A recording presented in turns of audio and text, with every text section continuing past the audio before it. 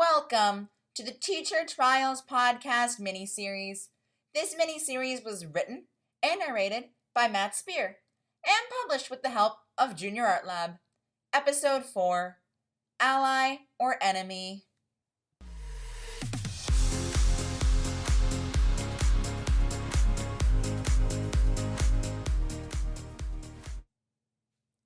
The wheels to the car engine immediately halted to a stop in the parking lot of Get Well Senior Center. As the car door opened, Kate frantically ran out of the car door and up the stairs to the main door. The automatic parking detector alarm immediately started ringing after her, as she had not yet paid for her parking. A new AI feature that has allowed people to come back and pay before parking or be fined within 60 seconds of leaving unpaid, effectively replacing parking enforcers and preventing people from simply popping out of the shop and getting lucky. As the dark rain clouds began to form in the air, as the rain began to fall from the sky, Kate panically ran up the steps to the senior center, panting breathlessly as she did. After that text she received, what if she's too late? She shivers at the thought as she continues running, the sweat stinging down her neck. The air is humid and heavy, making Kate feel like her lungs were at the point of collapse as she walked through the doors at the senior center, flying past the computer reception screen. There was no time to sign in now, not when he could be gone. She barely even took to other residents, nearly knocking over an elderly woman walking with a walker before barging into the room, expecting to find a nurse to tell her that her father had died. Instead, Kate was surprised to see her father upright and alert, playing chess with one of the residents at the center. She was immediately confused. Why had he sent her that text, if he was completely fine? Her father stared at her, surprised. Kate, you got here awfully quickly. I know I said I wanted to help you, but that was only 20 minutes ago. Kate stares at him, taking out her phone from her pocket. But your text, you said, Kate, can you see me? I need help. She stares at him blankly. What is going on?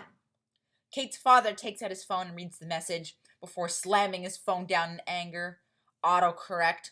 Must have accidentally hit send and the auto fixed it for me. So instead of saying, I need to help you, it said, I need help.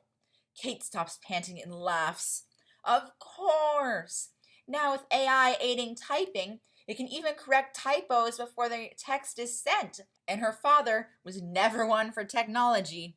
Kate, along with her father, laugh at this misunderstanding.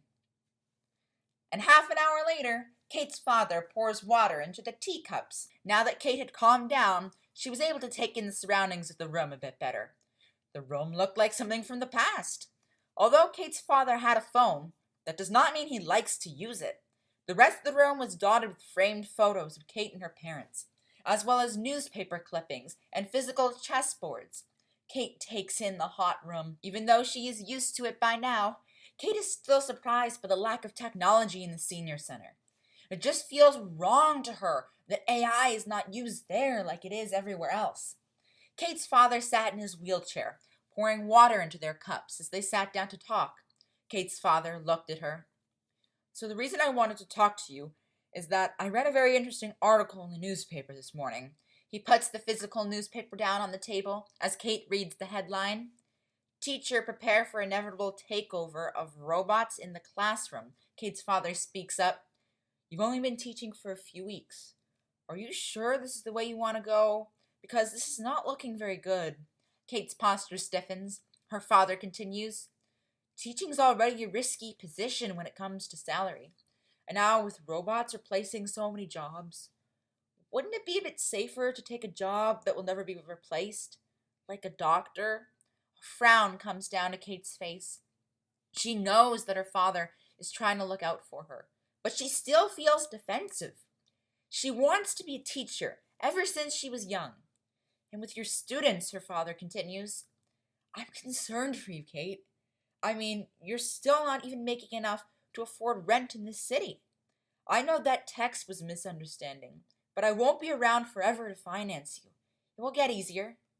The principal stopped testing me, so that's a good sign. And the better the student grades, the better the salary.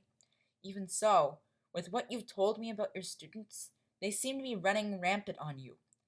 I know, but I'm trying. Kate, I'm not your enemy. But something must be done.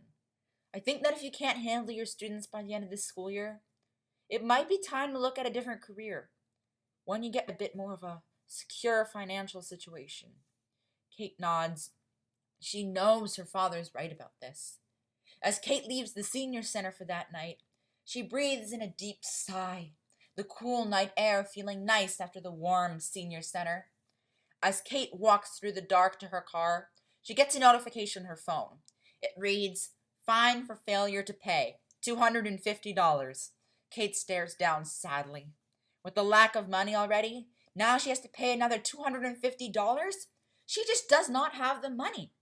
She needs to find some way to prove to her father that she can do this. He is right. He can't keep supporting her. He won't be around forever. If it was not for him, she would already be on the street. She needs to do something. As Kate gets into her car, her mind flashes back to the conversation she had with Dorothy just before she left the school. Maybe Dorothy can help. Kate takes out her phone and speaks to the AI. "Call Dorothy Mildred at Evergreen Private School." The phone dials a number as Dorothy answers. "Hello? Hello, Dorothy? This is Kate.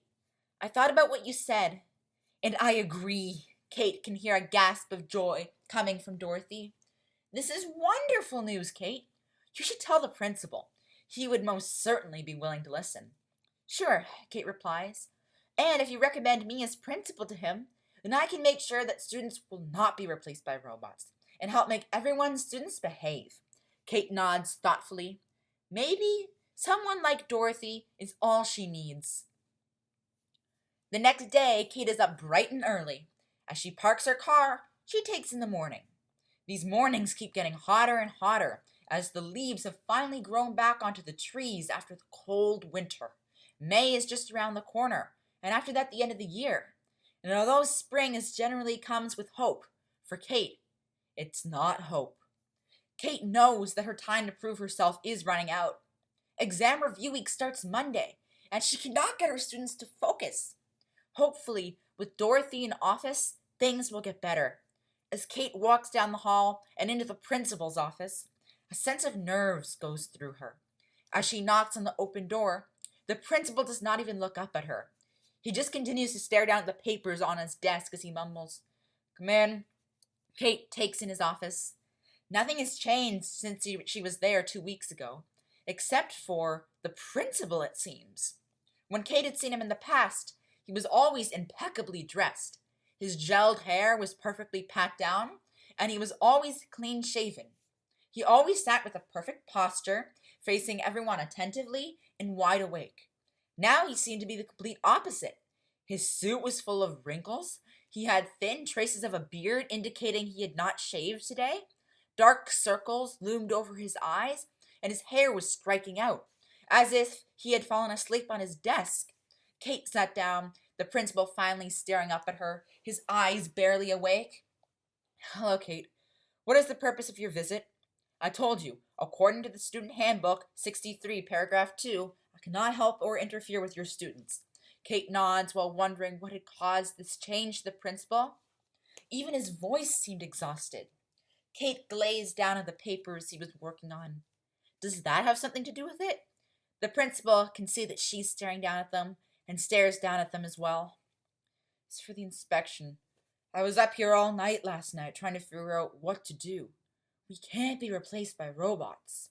Curiosity rings in Kate's mind. "Sir, I don't mean to be rude, but I was under the impression that you wanted it." The principal holds his hand to his head as if he had a pounding major headache. "No, third party has to do it, not me. Believe me, I do not want us to be replaced." Kate's mind begins to whirl a mile a minute. This does not make sense. Dorothy told her that the principal was the one who wanted the school to be replaced. Something does not add up. Maybe she didn't know. Kate can only hope that this recommendation will do the trick to help them. Kate stares up at the clock. There's only 5 minutes left until the weekend begins, and Kate has barely been able to hold her students' attention for the lecture. An exam review week begins Monday. Kate turns to the class, gathering their attention for what feels like the 100th time that day. "Hey, listen to me," she yells as the students remain fixed to their computers. Kate turns to one of her students. "David, repeat back what I just said." David does not even answer her. Kate can feel anger beat in her chest. Why can't they listen? She repeats her question. "David, what did I just say?" Still no answer. Kate can feel her breath grow heavy with anger. They never listen. She is clenching her palms to the point they are sweating. Just because she's new does not mean they can run right over her. "Can anyone tell me what I just said?" She faces the class, who are doing the exact same thing as David is doing. This really aggravates her. Just because she's a new teacher does not give students the right to completely disrespect her. Even though she might be new and somewhat inexperienced, she does not deserve to be treated this way. She is still the teacher, and her students still need to listen to her. And students cannot do well if they deliberately try to not put in the effort and disrespect their teacher. As the bell rings, signaling the start of the weekend, the students, who appear to be in a lifeless trance, instantly snap out and make a beeline for the classroom door so quickly it would seem that they were attracted by a magnet. As they chat amongst themselves, Kate yells back, "Not so fast! I'm giving you all a detention right now!" Her voice is drowned out by the students as they run out, completely ignoring Kate's demands. Kate feels defeat crawl over her. Her father's right. These students are going to fail, and she won't get a higher salary, and it will be all her fault. What is she supposed to do? "How did the meeting with the principal go?" a voice from behind Kate asks her. Kate turns around to find Dorothy standing behind her. "Okay, but he said it was up to an inspector for the replacing by robots, and not the principal." Dorothy stands in the doorway. Her eyes went wide for a moment, but in an instant it was gone, replaced with the same calm composure that Dorothy always displayed. "Then why don't I go talk to him?" She starts for the hallway, but turns around. "Can you actually get something for me? It's my laptop. It should be in my desk in the classroom. We can use it to show the principal my plan." Kate nods before standing up, knowing that if she helps Dorothy, then hopefully Dorothy will help her. Kate steps into Dorothy's empty classroom. However, her mind is going a mile a minute. What can she do to help her students? There are only 2 weeks left of the school year, and its time is running out. She needs to do something. As Kate approaches the desk, she can see that the laptop is open, and on it is a document which Kate reads unintentionally. "Interview candidates to replace staff." Kate looks at the document confused. To replace staff? She turns the device to her and begins skimming the page. She knows this is wrong. She can feel her consciousness telling her that. Yet she feels like she needs to. Despite wanting to trust Dorothy, she still has a bad feeling in the pit of her stomach not to trust her.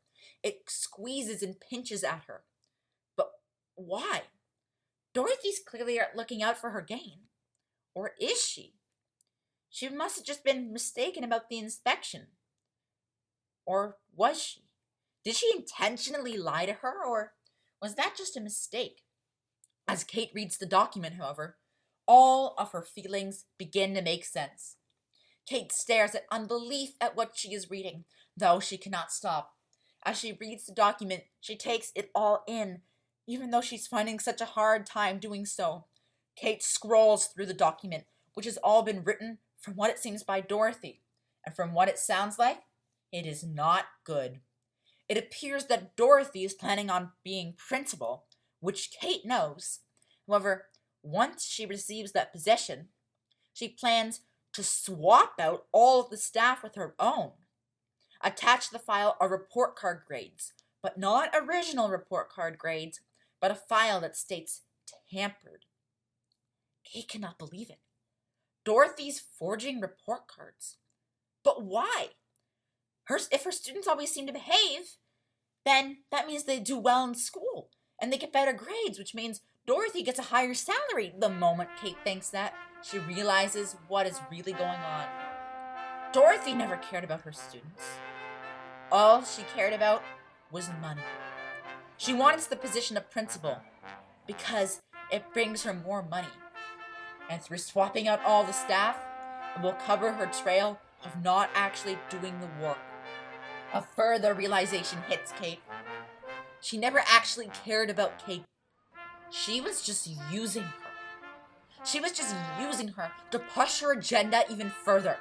And once she got what she wanted, she would swap Kate out with someone else. Kate closes the computer, anger surging through her, looking back at her encounters with Dorothy, realizing her manipulation all along, like why she was so eager to help her with her students. How could she have been so blind as not to see it? Kate leaves the classroom at once. Although she cannot stop Dorothy from continuing, she most certainly will not do her dirty work for her anymore. As Kate slinks back to her classroom, she feels betrayed. Maybe her father was right. Maybe teaching is not the right decision. As Kate walks back to her door, she spots Eli walking out of his classroom. He smiles at her. "Hey, Kate, everything okay?" Kate hesitates, her breath shaking. If there is anyone at this school who she can confide in, it is Eli. He is new, just like her, so it's unlikely he would try and manipulate her the same way. She decides to tell him what had happened. Not really. Dorothy plans to swap us all out with new staff and forge students' report cards so she can make it look like they're passing, even though she does not teach them. Eli's jaw drops. So that's how she does it. Kate stares at him confused. What do you mean? She used to be my teacher. But she would not teach us. I planned on sending a petition to the principal, but it disappeared before it could. I'm betting Dorothy took it. Kate stares at Eli, taking it all in. If Dorothy was Eli's teacher, then Dorothy had been up to her tricks for years. So what do we do about it? Kate asks. Eli smiles from ear to ear. You see, that's actually what I wanted to ask you about. I'm trying to get my students to use AI responsibly. Maybe that can help. Kate smiles brightly. Why didn't you think of that before? For once, maybe things will work out well in the end. Dorothy walks down the hall, back into her classroom. Kate never came with a computer, which confuses Dorothy. She seemed so eager to help. What could have changed? Dorothy stops walking, a sense of fear hitting her. She never turned off her computer before telling Kate to get it. Quickly, she runs into her classroom to find her computer face down. That was not how she left it. She exits the classroom, sprinting down the hall, a sense of panic flowing over her. However, she stops when she nears Kate's classroom. Through the open door of Eli's classroom, she can clearly see Kate and Eli talking to each other. So, Eli's still up to his tricks, is he? He told Kate about her, did he? Fine. If Eli wants to get involved, then it's his time is up. One way or another, Dorothy will get her position as principal, even if it means having to get rid of Eli first. What will Dorothy do to get rid of Eli? And how will things between Kate and Eli play out? And will Kate's father approve of her decision to be a teacher? Come back next time in the Teacher Trials Podcast miniseries to find out. Thank you for listening.